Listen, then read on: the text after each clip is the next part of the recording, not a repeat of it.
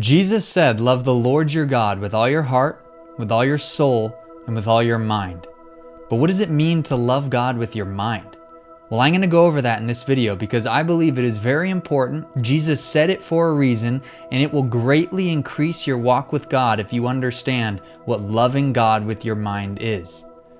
Well, our mind is our mental faculties. It's our knowledge, our ability to use reason and logic. To even understand the gospel, you need a certain amount of base knowledge to know what words are being said and what it means. When Paul was preaching to the Romans, to the Greeks, those who were of the philosophical tradition, he actually quoted two philosophers when he was witnessing. He knew their philosophies, he knew their worldviews, and he defended the faith. He spoke and he communicated the faith clearly.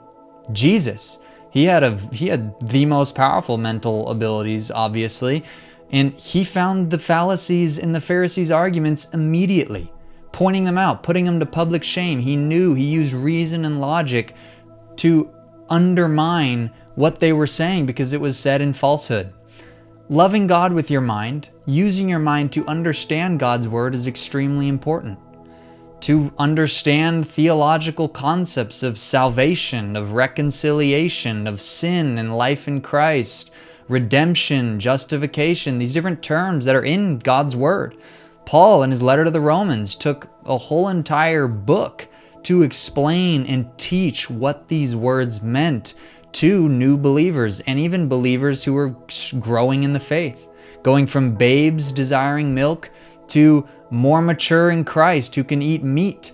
And that's our goal, to grow in Christ, to come to a more complete understanding of who God is, His nature, His attributes, and what His will is for humans in general and for us. To love God with your mind, to increase your mental abilities, you have to put in effort. You have to put in effort, just like our commandment to love God in general. That is our effort. That is our free will being used to do so. But to love God with your mind, we need to study more. We need to get educated more. We need to build our knowledge more. When we educate ourselves, when we really dive into study of God's word, not just reading it for casual purposes, devotional purposes, which is great. Praying, fasting, all these things are great, very needed, but having that devoted time of actually studying. Pulling up a dictionary when you don't know the word, Googling that concept or that phrase, that verse that you didn't really understand. See what different commentators, theologians are saying about it. Grow in your understanding of God's word, having that time to truly study. When you do that, your mind develops, your understanding of God develops. You can better articulate the faith to others in discipleship for people to grow in their knowledge of Christ, to grow in the knowledge of truth and what the true way is. You need to be able to communicate and articulate God's word to that person. It's also very important in winning souls, in showing people that God is real.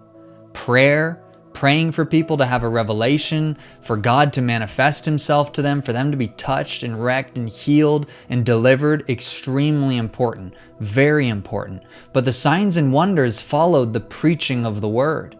And you need to understand the word before you can preach it accurately. Being a teacher of the word, which we all are in a certain sense, teaching it to our friends, family, close ones, maybe people in our life group, people in our lives, coworkers, teaching them about God, teaching them about the gospel, teaching them about the Bible is extremely important, and we can be better at that when we understand it more clearly.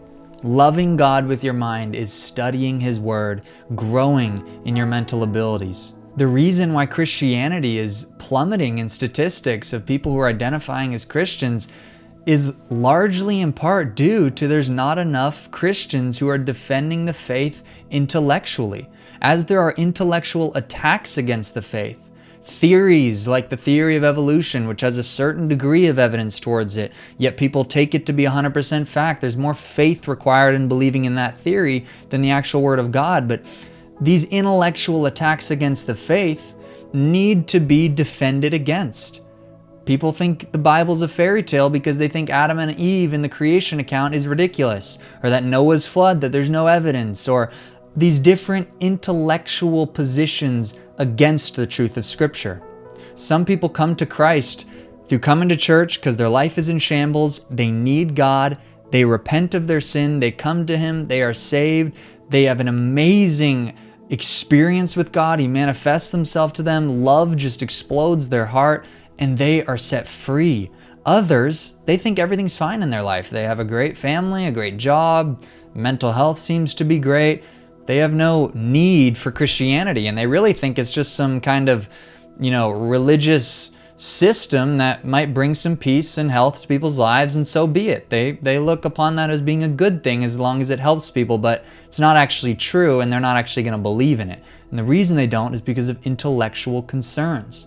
But if there are believers who can defend the faith intellectually, who are studied, who are learned, who can understand what worldview or philosophy they might be believing, counter it with the truth of Scripture, with the truth of biblical anthropology, which aligns perfectly with history, archaeology, science, these different things. When we grow in knowledge, when we educate ourselves with all that is out there, to defend the faith using logic, very popular thing to do, which many people don't even go through the process of saying, there's a creation, there must be a creator, and actually diving into that. It breaks a lot of these deceptions over people's mind that Satan places over people's minds. He blinds the minds of people of this age. He gives them this delusion for them to believe in, offering these different things to the world, but it can be shattered when you come in with the truth of Scripture, when you combat them using your mind.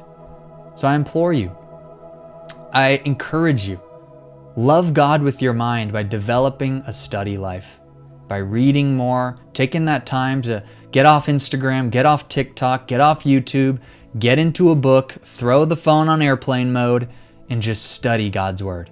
Study God's Word. Seek to know Him more completely. Seek to know Him in this way more deeply, more accurately, so you can be a better disciple, a better witness, and a stronger believer in the Lord. I hope this video helped you. God bless and have a great day.